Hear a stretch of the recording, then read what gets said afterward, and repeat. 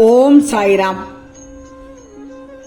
என் அன்பு குழந்தையே, வசதியோடு வாழ்பவர்களை விட வலியோடு வாழ்பவர்கள் தான் இங்கு அதிகம் இருக்கிறார்கள். வசதியாக வாழ்பவர்களுக்கு வழி தெரியாது, வலியோடு வாழ்பவர்களுக்கோ வாழ்க்கை புரியாது. யாரை நீ எதிர்பார்த்து கொண்டிருந்தாயோ அவர்களால் உனக்கு சிறிதளவும் நல்லது நடக்கப் போவதில்லை. அதை உனக்கு உணர்த்தவே இவர்களின் சுயரூபத்தை உனக்கு காண்பித்தேன். ஆனால் நீயோ வெகுளியாக இருந்து விட்டாயே. அவர்களை நம்பி உன் பொருட்களையும் இழந்து விட்டாயே. இந்த கெட்ட காலத்தையே மறந்துவிடு. மனிதனாக பிறந்து விட்டால் அனைத்தையும் தாண்டி போகத்தான் வேண்டும். உன் கஷ்டங்களை எல்லாம் மறந்துவிடு. உன் வசந்த காலம் ஆரம்பமாகிவிடும்.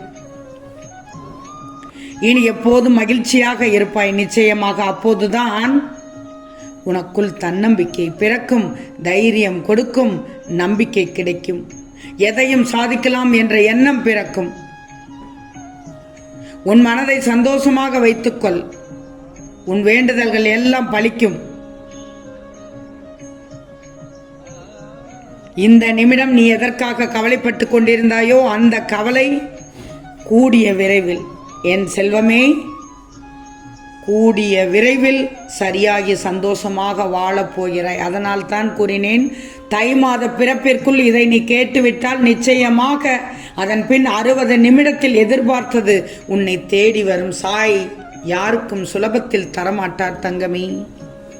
சாய் தருவதை தட்டி விடாதே என் செல்வமே.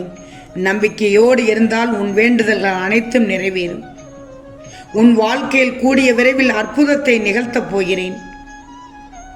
மாறாக நீ கவலைப்பட்டு கொண்டே இருப்பதால் எதுவும் உடனடியாக மாறப்போவதில்லை.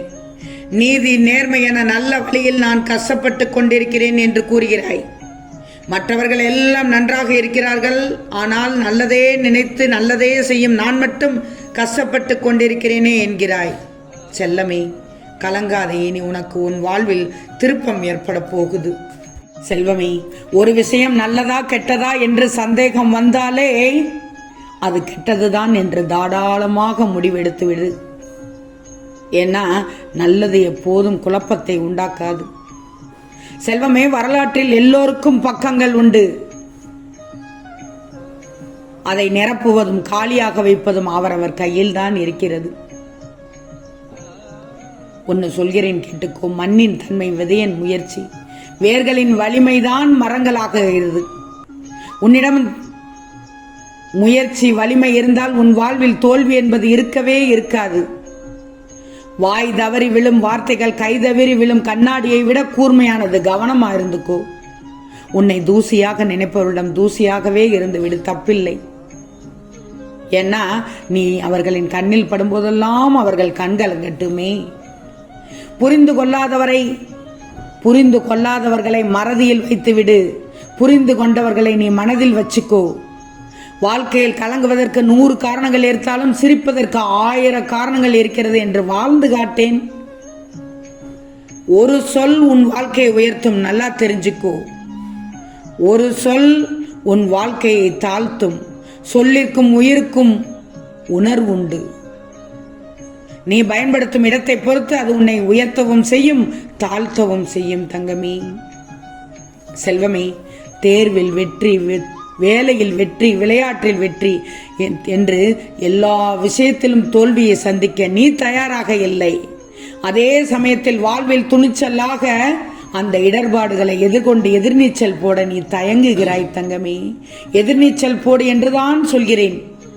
வெற்றி கனியை தட்டி பறிக்க இடர்பாடுகளை ஏற்றுக்கொள்ளும் மனோபாவம் உனக்கு மிக மிக அவசியம். தோல்வி என்பது தள்ளி போடப்பட்ட வெற்றி.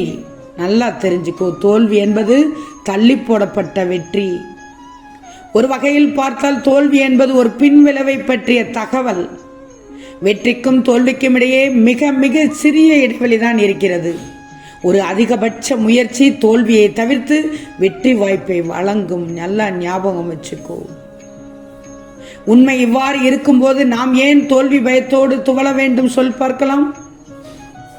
படிக்கும் காலத்திலும் பணியிடத்தில் வேலை செய்யும் போதும் வெற்றியை தேடி தொடர்ந்து முயற்சிகள் எடுப்பதை எந்த காலகட்டத்திலும் நீ கைவிடக்கூடாது. உனக்காக அழகிய பொன்விடியல் காத்து கொண்டிருக்கிறது. தை மாத பிறப்புக்குள் நீ இந்த பதிவை கேட்டால் மற்றவர்களுக்கும் பகிர்ந்து விடு. நிச்சயம் யோகம் உண்டு. கோடீஸ்வர யோகம் கிடைக்கும். அதிர்ஷ்டம் கிட்டும் தங்கமே. இந்த பதிவை கேட்ட இந்த நொடி முதல் வாழ்க்கை மிகவும் ஏற்றத்துடன் இருக்கும். நீ நம்பினாலும் சரி, நம்பாவிட்டாலும் சரி, நிச்சயம் ஒவ்வொரு நன்மையும் உனக்கு இனி நிகழ்ந்தே தீரும். அதனால்தான் இன்று நீ என் பேச்சை கேட்டுக்கொண்டிருக்கிறாய். எல்லோருக்கும் எல்லா கொடுப்பினையும் கிடைக்காது. உன் மனதில் உள்ள குழப்பங்களால் தினமும் உறக்கமறாமல் தவித்துக் கொண்டிருப்பது எனக்கு தெரியும். என் அன்பு பிள்ளையே, அதனால் தான் இப்போது நீ விரும்பிய ஒவ்வொரு சந்தோஷத்தையும் தை மாத பிறப்பிற்குள் உனக்கு தர உன்னை தேடி வந்து விட்டேன். தேவையில்லாமல் எல்லாவற்றிற்கும் பயந்தால் அந்த பயமே உன் மீது சலித்துக் கொள்ளும். இந்த வருடத்தில் எப்படி இருக்கும் என்ற எதிர்பார்ப்பு பலருக்கும் இருக்கும். செல்வமே, இனி நிறைய கிரக மாற்றங்கள் உள்ளன. லாபஸ்தானத்தில் நீ பயணம் செய்வதால் நன்மைகள் நடக்கப் போகுது. உன் வியாபாரம் களைகட்டப் போகிறது. பணவரவிற்கு பஞ்சமே இருக்காது. நிச்சயமாக வெளிநாடு செல்லும் யோகம் உண்டாகும். படித்த படிப்புக்கு ஏற்ற வேலை கிடைக்கும். அரசு உத்தியோகம் கிடைப்பதற்கும் வாய்ப்புகள் உண்டாகும். தை மாத பிறப்பிற்குள் பார் உனக்கு என்னென்ன நடக்கப் போகிறது. உன் தாய் தந்தையரின் ஆசீர்வாதம் கிடைக்கும். சங்கடங்கள் ஏற்பட்டாலும் உன் வேண்டுதலால் தீர்க்கப்படும். நீ நெய் தீபம் ஏற்றி வழிபட நன்மைகள் குவியும். இதனால் பணவரவு மகிழ்ச்சியும் அதிகரிக்கப் போகிறது. செல்வமே, நிறைய விஷயங்களை நீ கொடுக்கும் போது கொடையாளியாக இருக்கிறாய்.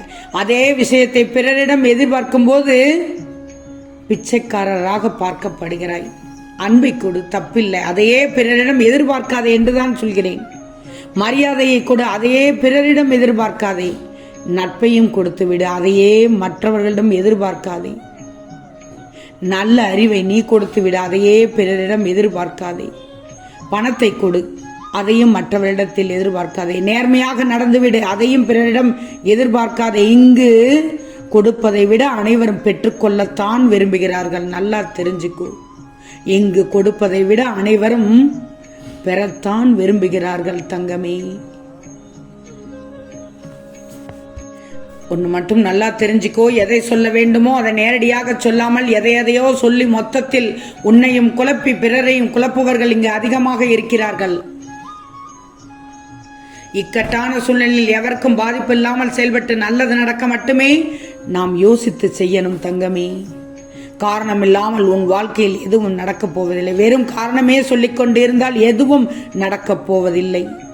உலகில் மிக மகிழ்ச்சியான விஷயம் ஒருவரோட சிரிப்பு. அதை விட சிறந்தது அவருடைய புன்னகைக்கு நீ காரணமாக இருப்பது. எனவே கவலை என்ற நோயை மனதில் வைத்துக்கொண்டு குணமாகவில்லையே என்று வருந்தி பயனே இல்லை. நம்பிக்கையான செயலால் கவலையை விட்டொழித்து விடு. மகிழ்ச்சி உனக்கு தானாகவே வந்து சேரும். ஆம் செல்லமே, நிச்சயம் நடக்கும். நல்லது நடக்கும். நல்லது மட்டுமே நடக்கும். அது நன்மையாகவே இருக்கும். ஓம் சாய்ராம்.